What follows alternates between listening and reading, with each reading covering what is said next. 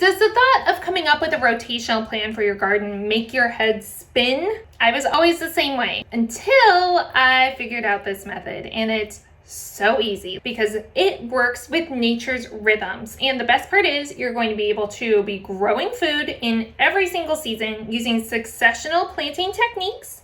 You're going to be able to take advantage of all the amazing powers of polycultures and companion planting, which means you're going to have less diseases and less pests. And then finally, best of all, you are going to be able to be nurturing your soil and truly taking care of it during all of the seasons by planning in times for composting, resting, and cover cropping. I believe we're wild and free. I feel so alive, so alive. Hey garden besties, I'm Kaylee with Rooted Revival, and I did something special for you today. I got all the hay out of my hair before I started filming. I know, big deal.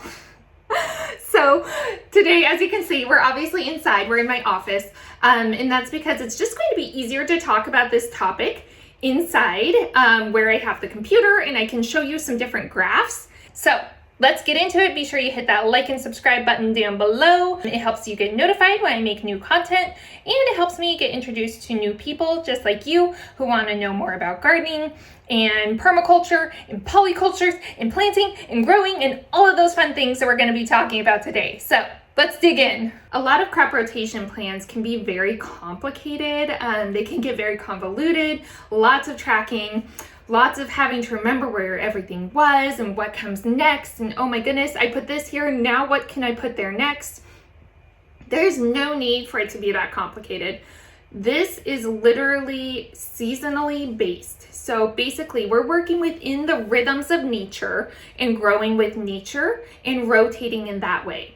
So let's start out by talking about what is crop rotation? Why is it important and why do we need it? So really, in the most basic terms, crop rotation is just a way that we can alternate what we are growing in a certain spot. This is something that is heavily practiced in no-till gardening, where you want to be constantly rotating your crops and not just growing the same thing in the same spot over and over. And here's why. The first reason is really nutrient depletion. So if we are growing the same thing in the same place over and over and over, year after year, it's going to be requiring the same nutrients from your soil year after year. So you see where I'm going with this. After a while, we're going to wear down that soil and we're going to cause some nutrient depletion. So when we're able to rotate through, it gives our soil not only, the opportunity to not have just a one, really heavy nutrient that's going, or a few nutrients that are going to be constantly being depleted, but what it's also going to do is allow there to just be a better balance overall. We also are better supporting the soil by growing different things. So when we have basically, our root crops, which are going down, they're going to be pulling different nutrients, and they're also going to be aerating the soil, breaking things up. When we are growing legumes, peas, beans, things like that, they're actually going to be fixing nitrogen. When we're growing cover crops, each one of those, depending what type we're growing, is going to be doing a different thing. When we're growing like mustards and things like that, they can actually help deter pests in the soil. So there's a lot of different things that are going to be benefiting our soil by growing rotationally and by growing varied plantings within our garden. Another huge benefit of rotational gardening is going to be pest and disease control and prevention. Again, we're growing the same thing in the same spot over and over. We're probably going to have the same pests in the same spot over and over. Same thing with diseases. A lot of pests and diseases actually overwinter in the soil. So even if you live somewhere cold, a lot of these are going to come right back year after year and cause you the same headaches, which we definitely want to avoid. So instead of making it as predictable for pests and diseases, we're rotating through. This is so important for prevention as well. Rotating through does so much for creating healthier, more resilient plants because we're creating better pest and disease control. And then obviously, the most important part of gardening is our soil. Now, a lot of people get really excited about the plants, and I see why. They're flashy and easy to get excited about. But the soil is really, really what matters. So growing amazing soil is what we should be focusing on rather than growing amazing vegetables or flowers or whatever we're growing, because those are just a byproduct of our soil. We can't have amazing produce without amazing soil. So really what we are feeding, what we are nourishing, what we are focusing on is the soil. Everything else is a byproduct of that. And rotational planting really, really helps us to nourish that soil. So I kind of talked earlier about how if we're growing different types of crops, root crops, ones with deep tap roots, ones with some shallow roots, all of that is making a difference in our soil texture.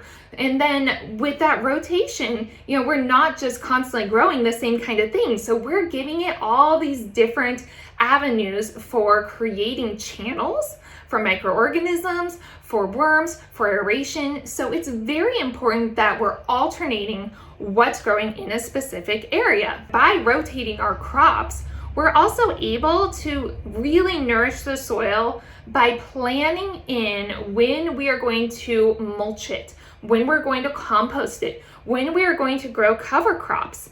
And this rotational plan really focuses on that. So that's really one of the reasons why I started this rotational plan and why I came up with this system, was because I would find that I would grow, and I'd be like, I didn't do like any cover crops. Or what I would do is I would try to pull a couple of beds out of rotation and just do cover crops, or just compost them and let them rest. And then I was like, I'm missing all that space. So what this plan has allowed me to do is to be constantly growing things, but also including those really, really important cover crops, compost times of rest, and things like that. I do feel like our soil is so much healthier now and is able to grow and sustain so much more life because we're giving it what it needs. And we're doing it on a regular basis. With traditional crop rotations, a lot of them are really designed for larger kind of row style gardens. So those gardens that you see where there's a row of this and a row of that, and basically it rotates based on what you planted in each row. Now, most of them are based on plant families. That's what you'll see a lot of, is based off of those plant families. So they'll say this family should follow that family, and this family should follow that. And there is absolutely nothing wrong with those crop rotation systems. If that's what works for you, do it. For my brain, I was getting a little muddled in the details, as I often do. Shocking, right? Anyways, if you're like me, I kind of needed just a system that felt natural. So what I developed was a system that just basically goes along with the seasonal rhythms of the year. So this style of rotation really works best with polyculture style planting. Kind of takes companion planting, goes one step beyond. We don't have one bed that's all tomatoes and one that's all peppers and one that's all this. We have one that's, a tomato and some basil and a pepper and some onions, and maybe there's some greens. So really there's a lot of different plants happening within a space. And again, we do that because variation is a good thing. It's going to reduce our pests. It's going to reduce our chance of diseases spreading from one to another. It's going to help our soil structure because, again, we're not just leaching one nutrient out of the soil. We have different roots. So we have that kind of variation already using polyculture style designs. So there's a lot of benefits already to using a polyculture style planting. So what happens then is it becomes a little bit hard to fit that into the traditional rotational plans, because again, they kind of go off of, if you planted garlic here, plant this. If you planted tomatoes here, plant this. But you're like, but I had garlic and tomatoes and peppers and this and that and this all in one bed. And that's why, again, I really like how simple this plan is, because it actually relies on using polyculture style plantings and planting a variety of things instead of just one thing in each bed. The other thing that this plan really relies upon is successive planting. So successive planting is basically the act of growing throughout the year. It again kind of works with those rhythms. When we have one thing that's kind of, it's at its peak, it's doing great, and then after a while you'll notice it kind of fizzles back. Well, that's because it's either run its course, its lifespan is only so long, or it's, out of season. We're going into summertime, it's getting hot, you're gonna notice a lot of your greens are bolting, your peas are done, those cold hardy plants, they're not looking so great anymore. So in successive planting, what you're doing is you're constantly replacing those with something new. So you're always growing. The soil loves to be covered, and successive planting is a great way to do that throughout the seasons. So as one thing's kind of, dying back or just kind of not at its peak anymore, we're constantly replacing that with something else that's coming into its ideal growing time. So it's a great way to also maximize your space. If you are growing in a small space, absolutely using successive planting is one of the best things that you can do. And this rotational plan that I'm going to share really relies on successive planting. Okay, so we're gonna get to the planting plan next, but real quick, I just want to refresh for those of us who might be new to gardening, the difference between warm and hot crops and cool and cold crops. So warm and hot crops, in this plan at least, I'm going to kind of lump them together. So basically these are our summertime crops. These are our ones that really like heat and they need heat to produce. We're talking a lot about our nightshades, like our tomatoes, our peppers, our potatoes, our squashes, our pumpkins, our zucchinis, even our cucumbers, things like that. Grains like this type of season, our beans like this season, frost tender flowers, and also a lot of herbs like your basil, your tulsi, your spilanthes, things like that like the warm or hot weather. Then we have our cool and cold crops. So our cool crops are, it's hard to say after a while, cool crops. So our cool crops are the ones that really are in the fall and spring garden. Cold crops, we're kind of looking at, our arugula, chard, kale, our Asian greens, mustards, spinaches, things like that. Our root veggies as well. You've got your radishes, your turnips, your garlic, onions, kohlrabi, cauliflower, and then also you have some nitrogen fixing plants like your peas and your fava beans, which do really well in the cool temperatures. So with this rotational plan, keep that in mind. So we have our warm and hot crops and our cool and cold crops for this purpose. Okay, so that's kind of all the background information. Sorry if it was long, but that's very necessary and pertinent information. I try not to overwhelm anybody, but those are all things that are going to be vital for you to understand before we look at our actual rotation plan. So, are you ready? We're gonna dive in. So we're gonna start by just taking a look at the rotation and how we would use it in one single bed. So this is a 3-year rotation. That means that from the time we start, it's going to be 1, 2, 3 years of growing before we start over again with the same rotation. So that means that on the 4th year, we're growing the same thing as we were that first year. So during year 1, we are going to be growing in the winter and spring, basically our garlic or any overwintered crop. Now, I say garlic because I love garlic, and frankly, can you grow too much garlic? I don't think so. But if you're not a garlic fan, if you're a vampire and you're not into the garlic, that's fine.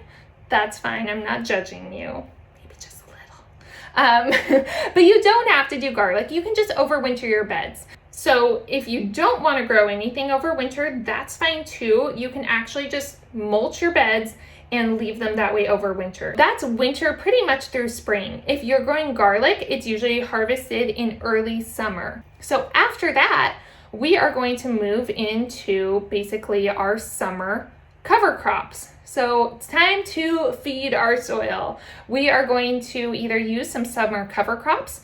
Some of my favorites are like oat.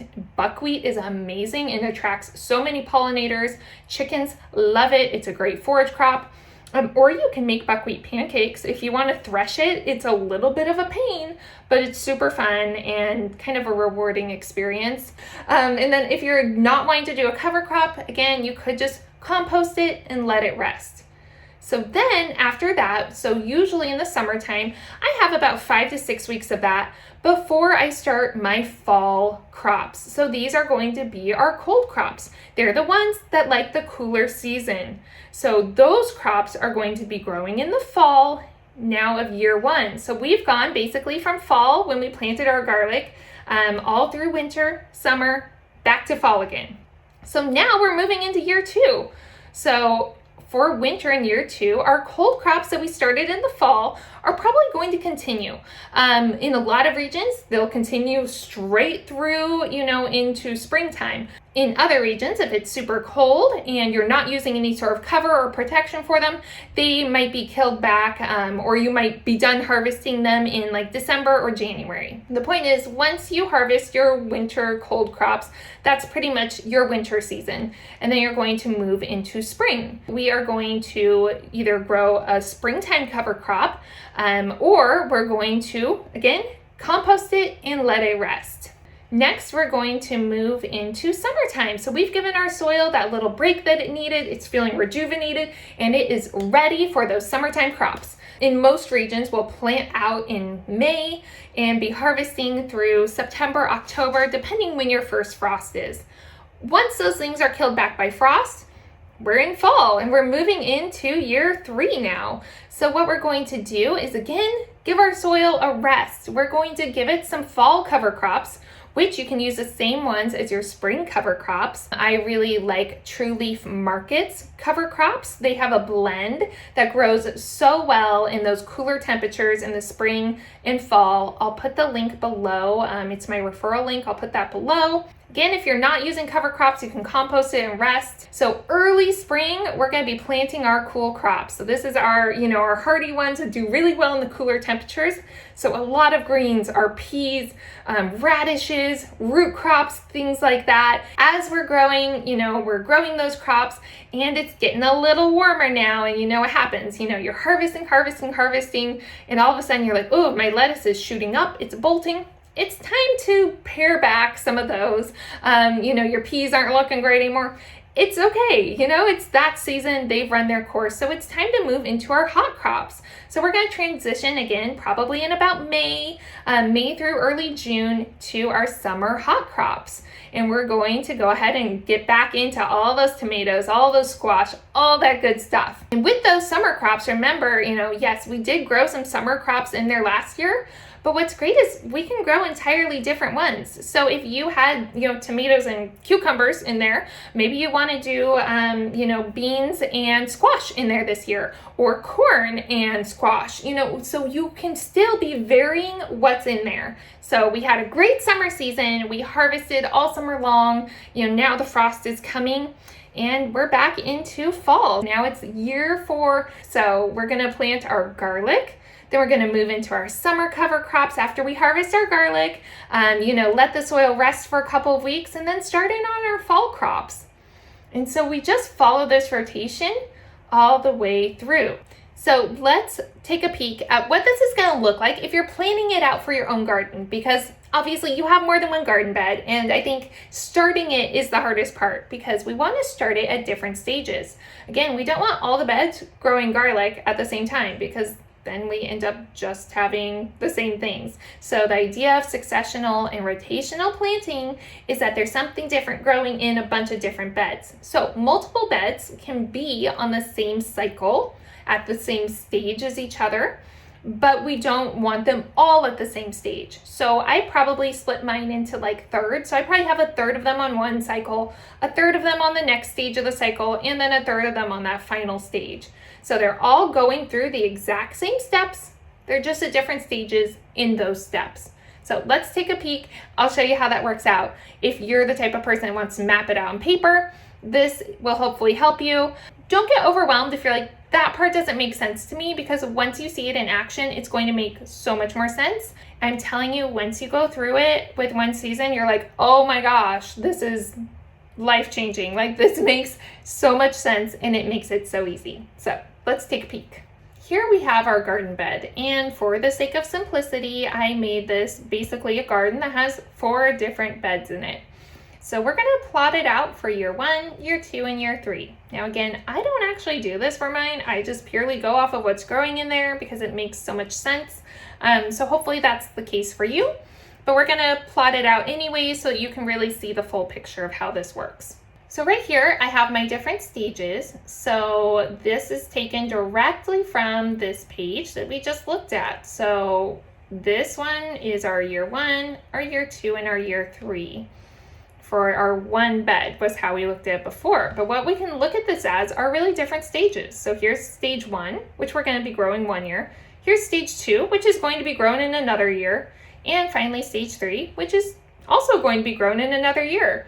But we can have all of the beds growing all these things. So let's start out with our bed 1, and we're just going to make it super easy. So in the first year, we're growing our garlic. After our garlic, we grow our summer crops, our summer cover crops, and then our fall cold crops. We keep growing them into wintertime. And then in spring, we're going to do some cover crops or compost for the soil, grow our hot crops in the summertime. And then we're going back into our fall cover crops, our spring cool crops, back into summer hot crops. And then in year 4, we're going to just start right back over here again. So that's exactly the same as this. Now let's look at this second bed. And actually what I'm going to do is I'm going to make this second and third bed, we're going to put them on the same rotation.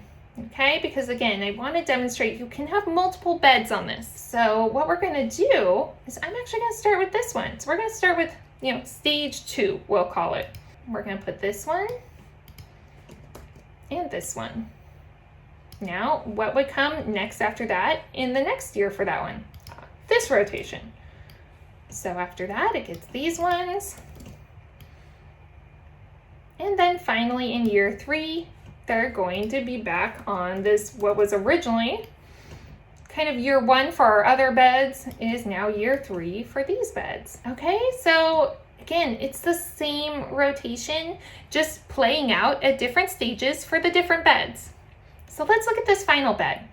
So we started this bed on this one, and we started these 2 beds on this second rotation. So let's go ahead and start it on this third one, because this is, again, what's going to give us that diversity, and we're going to be able to have different things during each of the seasons and truly have that successional planted garden where we're always harvesting from it. All right, so after that, what comes next? We know we go right back over here. Here we go. So that's going to be year 2, and then it follows, of course, with this stage in year 3. And it was that easy. All you have to do to plan out your beds is basically, write out what your stages are. And really your stages are the same. In 1 year we're growing this, the next year we grow this, and in the third year we grow this. And then just assign those to your beds. What's great about this is when we look at it, look at how much we have growing. So we can look at any of the seasons and see exactly what we have coming up.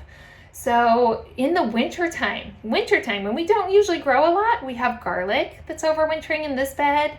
This bed's going to have our cool crops that are left over from fall. Maybe we're growing under cover, so we've got some greens all winter long. Same thing in this bed. Maybe we've got some root crops. Maybe we're overwintering some broccoli and cauliflower.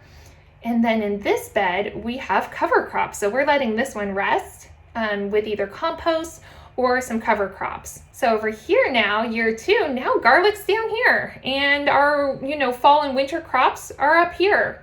And our hot crops are here, here, and here. Whereas before they were here, here, and here. So it's always moving around like that. And that's so great because we're able to really have that diversity in the garden. And we're always, again, alternating between growing and nurturing the soil.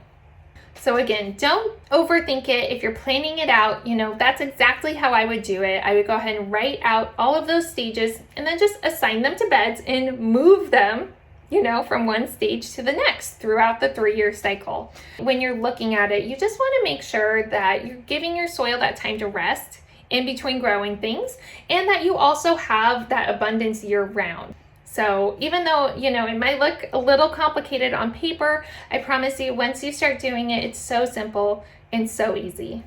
I hope that this is the answer to your rotational garden questions. I hope this helps you, and I hope it's as simple for you as it is for me. It's just so important to make sure in whatever way you're rotating your crops that you're giving your soil those breaks that it needs, both to nourish your soil and support it, but also so that you have a varied harvest that's going to last you all year, and you're going to get that amazing variety of produce, and you're going to have less pests and less diseases. So that's a win, win, win, win, win, win. So hopefully you like it. Let me know in the comments below if you have any questions. I'm always happy to answer those, and I'll see you next time.